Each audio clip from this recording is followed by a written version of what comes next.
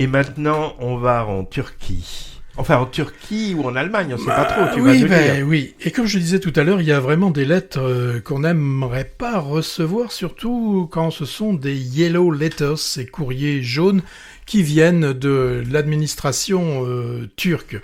Alors, ce sont des lettres de ce type que vont recevoir Aziz et Derya. Aziz est un professeur à l'université et il est auteur de pièces de théâtre aussi, pièces qui sont représentées au Théâtre National d'Ankara, et Derya, son épouse, est l'actrice principale de ces œuvres. C'est une actrice reconnue dans le métier, connue aussi pour une intransigeance qui parfois peut être peut-être un peu trop importante. Alors tous les deux sont globalement opposés au gouvernement turc, et toutes ces lettres, ces yellow letters, sont des véritables lettres qu'ont reçues bon nombre de fonctionnaires en Turquie. Ce sont tout simplement des lettres de révocation, un licenciement immédiat, sans préavis, avec comme seule possibilité de se défendre auprès d'un tribunal, en attendant plusieurs mois.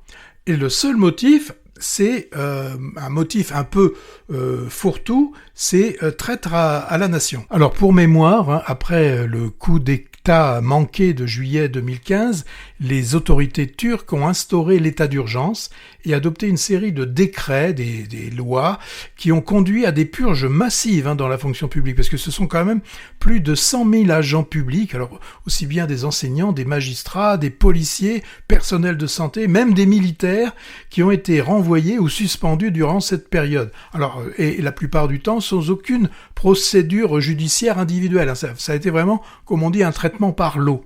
Alors, qu'est-ce que ça entraîne ? Plus de salaire, plus d'appartements, et pourtant les frais, par exemple, de scolarité ou de piano de la jeune adolescente continuent.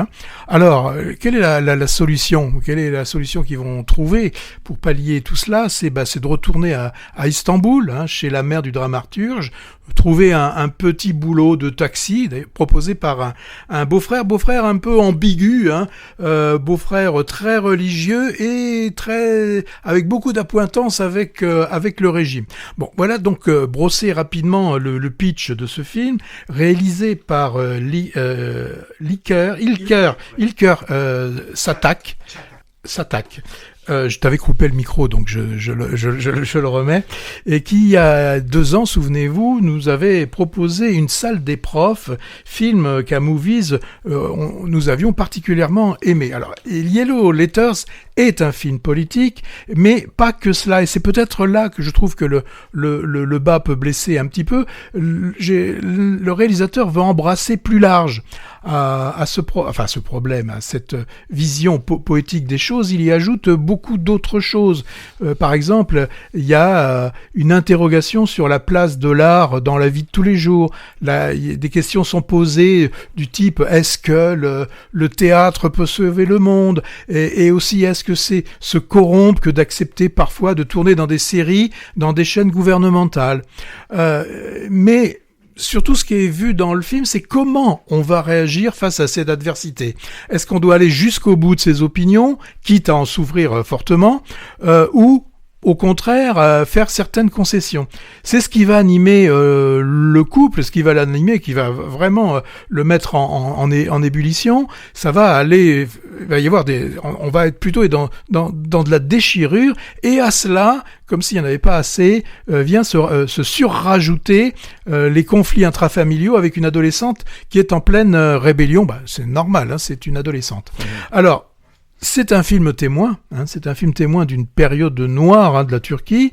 Alors pour d'évidentes raisons, le film n'a pas été tourné sur place en Turquie, mais c'est en Allemagne, et là, Berlin deviendra Ankara et Hanovre sera Istanbul. Et c'est dit explicitement. Oui, on a des cartons qui nous l'indiquent, parce que sauf pour ceux qui ont beaucoup voyagé et qui connaissent ces différentes villes, il n'était pas évident en tout cas pour moi, de savoir exactement dans quel pays on se situait. Alors, est-ce que je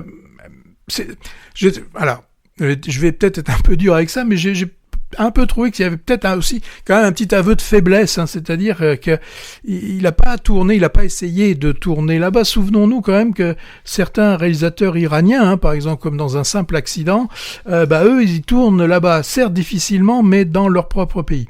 Bon, Yellow Letters n'est pas qu'un pamphlet, ça se veut aussi un thriller où on a la tension qui monte dans le couple, hein, dans tous ces espaces clos des appartements, un peu comme ça se faisait dans la salle des profs, hein, dans ce collège.